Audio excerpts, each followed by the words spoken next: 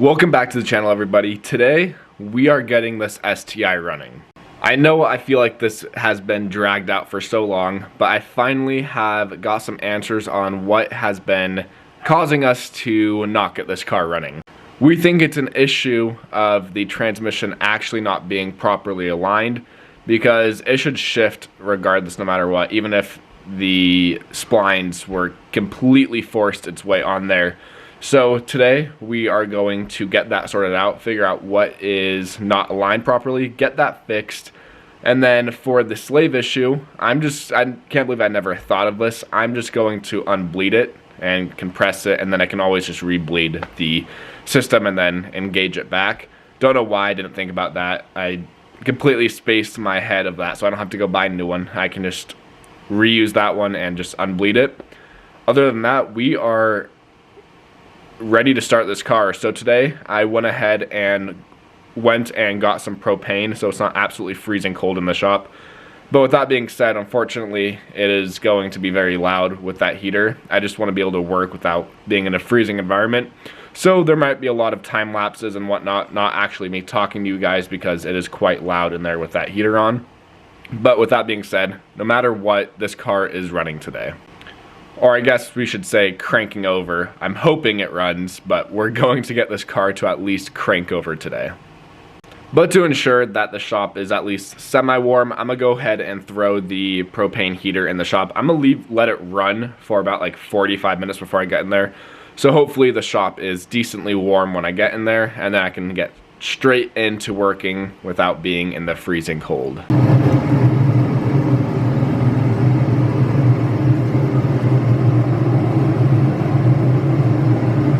Alright, I've let that heater get this shop warm for past like 45 minutes, so it is much better. I'm not needing gloves right now. I'm gonna set you guys down for a little bit and just try to figure some stuff out off camera. One being that this camera battery is very horrible and I only have one battery. I can only do about like an hour of time lapse before my camera dies, and I want to make sure my camera does not die on us. So I'm gonna set down the camera, figure out what I can see, and then when I figure some stuff out, I'll pick up the camera and talk to you guys. We are going to start and figure out the transmission issue first. Talked to Tanner yesterday, and he is saying that the transmission might not be aligned to check the linkage and all of that good stuff underneath the car, because when I shifted it, it could have just been out of place and it's just not shifting properly. Also, I'm seeing some comments on the YouTube video that I posted today that I recorded yesterday working on this car, saying that sometimes I just need to start the car up and let it guide itself in. I'm not quite sure exactly what that means, but I know what he's talking about. So there's many different options. None of them seem like I have to pull the motor apart, because I know for 100% fact the clutch is placed on correctly. I know I did not mess that up, and that it did not fight me with the splines, and that shouldn't matter anyway because the motor is not running. If I turned once, maybe if I got the car put back together and it still wasn't shifting with the car on, maybe it could be an issue with that, but we're not there yet. So right now I'm going to try to figure out what the hell is going on.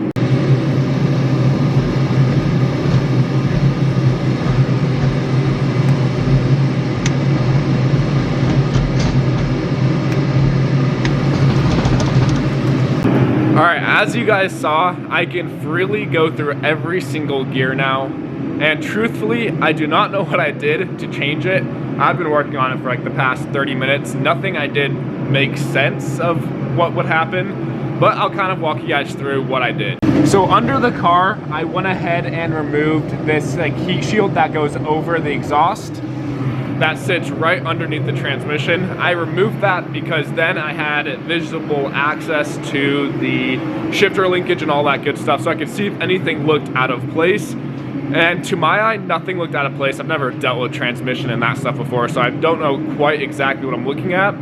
But then next, I had the girl go inside the car and shift through the gears, or at least tried to for the most part, so I could visibly see if there was anything going on, where I was getting stuck and whatnot. That, I didn't see anything out of the ordinary. So then what I did next was I loosened the transmission mounts and the motor mounts. I jacked up the transmission, I wiggled it a little bit, I lowered it back down, and I'm able to shift through every gear perfectly now. So I don't know exactly what I did, but the only thing that makes sense is I just loosened everything, wiggled it around, maybe it found its correct place, and then when I lowered it back down, it seems to work perfectly now. So now moving forward, I'm going to go ahead and put the slave back on. What I'm going to end up doing is unbleeding the system so I could compress the needle pin thing, and then I could rebleed the system once it's hooked back up. And then from there, all I need to do is put the starter in. I have the 2 heater core hoses in the back. I need to finish that AOS line, and then all I have left is to finish putting the power steering pump on, radiator, charge pipe, and we are good to start this thing up. Of course, I need to put fluids in there, but we're not that far away from a first startup, or cross my fingers, the potential first startup of this car. But what I need to do now before I forget is go ahead and tighten all those mounts down. I was just about to lower the car, so I'm thankful that I caught myself. I need to go through, tighten all those mounts up. Hopefully when I tighten them, it doesn't suck itself back to what it was before. I'm not thinking it will, but at least I know kind of where to start next time if this happens. I apologize for not recording all of this stuff in like a time-lapse style. It's just a lot easier for me just to get in there and get it done without worrying if I'm blocking the frame or the shot on the camera and whatnot. It's just a lot easier, and plus I feel like I've dragged you guys along quite enough, so I'll pick up the camera once we're getting it prepped for the startup. There is one thing I do have to change though, and that is the throttle body positioning. As you guys can see, I have the sensor flipped this way. Normally it sits over here. I was just trying to see if it would fit all the way down because it's more of a tucked look, and I think it personally looks better. But unfortunately, it is hitting that power steering pump now, so I do have to rotate it back to its normal position, which is unfortunate, but it doesn't matter because I'm hoping to have this power steering deleted soon anyway. I thought I'd update you guys with the progress on the STI. So far, I have the whole back side of the motor done. I got the new AOS line put on. I got the fuel pressure regulator. All the fuel lines are hooked up. Starter, all of that good stuff. The pitch mount is back on. Everything is put back together. We're now going to go ahead and throw on the serpentine belt, get the radiator and charge pipe in, and then we are good to give this car a first startup.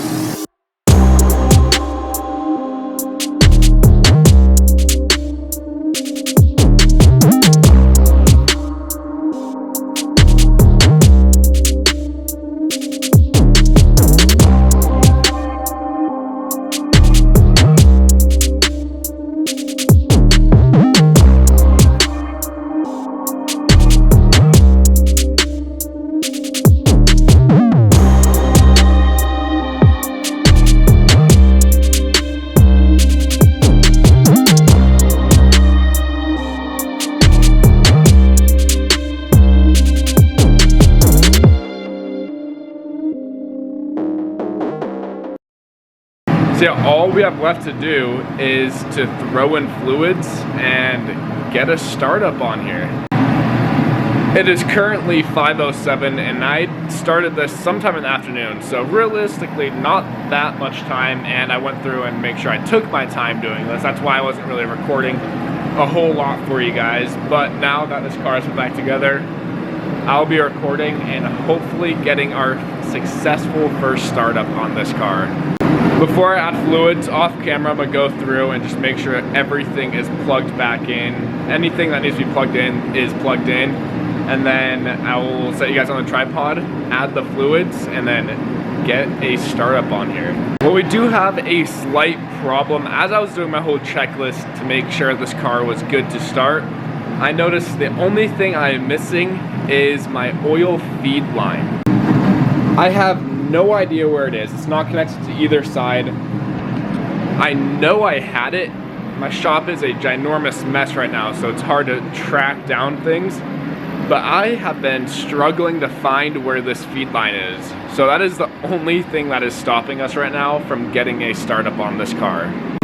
I have no earthly idea where this is. I'm gonna go ahead and check inside my truck to see maybe it is in there from when I took these heads to the machine shop if I left it in there for any reason, but I cannot find one anywhere. Hopefully if I can't find one, I can head out to Josh's. I'm sure he has a spare one lying around, so we can get this started up tonight, but I'm just confused on where that went.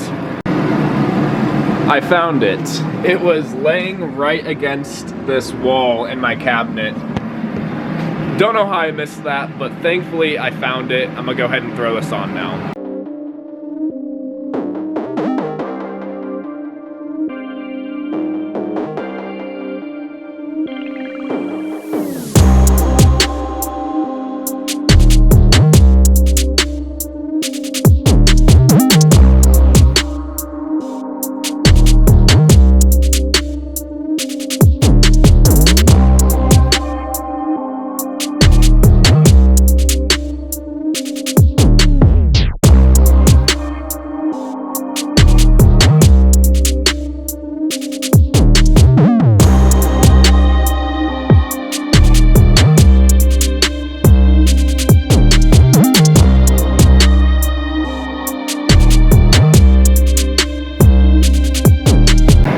I just got all the fluids placed in. Unfortunately, I am like pretty low on coolant. That is all that is left. So hopefully it can still bleed the system fine. Really all I'm looking for is a successful first start. After that, tomorrow we can go to the store and properly bleed the system and whatnot. My only complaint though, when I was putting in the oil, Valvoline changed their design on their 5 quarts. They no longer have their pour tip on the end, which is very frustrating because I love their pour tip. But everything is ready to get this first startup. There is no leak so far under the car, so that is a good sign starting off. Now I'm probably gonna need to put the jump pack on my battery because I'm sure this battery is quite dead, and then we can try to get this first startup.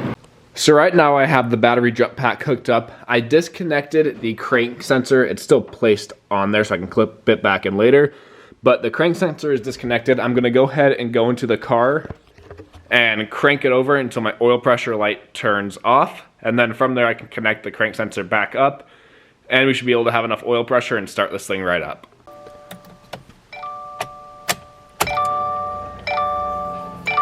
Wait, something's leaking. Where?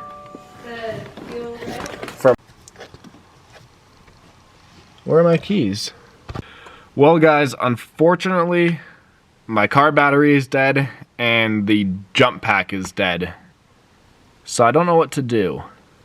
So obviously with a dead battery, I cannot get this thing to start, and it is late now, and I don't think I can go anywhere to buy a jump pack, or at least one worth a damn. I really don't want this to wait till tomorrow, but that is kind of what it's looking like. I can let this jump pack charge for a little while. It takes like several hours for it even to do anything, especially with a completely dead battery. And I know it's going to fight me because this car has been sitting for so long. It is E85. I know it's going to struggle to start.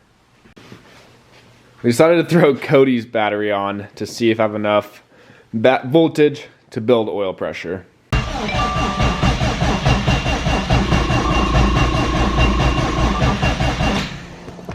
If you guys don't know what I'm doing, the oil pressure light right there, I'm cranking it over until it goes away.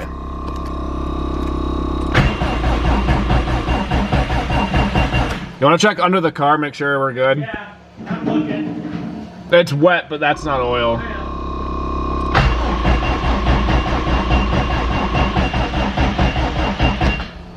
The light just went away, but I'm going to do a few cranks just for good measure. That light went away, meaning that we have, at least in the Subaru, however they designed it, enough oil pressure to start this thing up. So far, no leaks under the car, which is a good sign. I'm gonna go ahead and throw that crank sensor back on and see if this thing starts up. Now here's the nerve-wracking part, is actually starting this car. Hopefully everything goes good. I have Cody on the turbo spraying some brake cleaner just in case this does not start. I don't want to just keep sitting here cranking it. because I do not have a cold start adjustment map. This is just a base map that was made mid-summer, so hopefully this thing starts right up.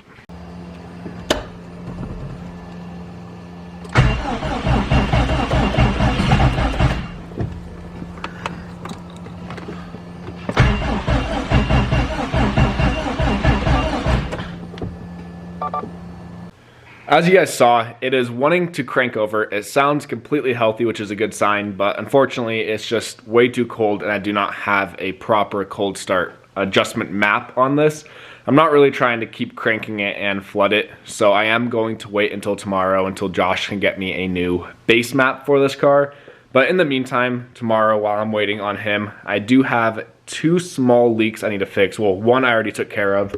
My O-ring was leaking on my cylinder 1 injector. I went ahead and took care of that O-ring. But as you guys can see on my block, I have a little coolant leak that I need to take care of. But other than that, those are the only 2 leaks that I have seen happen.